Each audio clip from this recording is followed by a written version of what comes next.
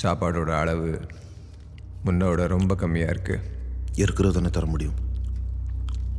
என்கிட்ட இருக்கிறதெல்லாம் தீந்து போயிட்டே இருக்கு. இப்படியே போச்சுன்னா மேலே இருக்கிற நிலைமை தான் இங்கேயும். அது ஒன்றும் அவசியம் இல்லை. நான் இருக்கேன்ல, என்னால் உனக்கு உதவ முடியும். அப்போ ரதியை கண்டுபிடிச்சு கொடு. ரதி இல்லாமல் எனக்கு ரொம்ப கஷ்டமா இருக்கு. ரதி செத்துட்டான். நீ போய் சொல்ற?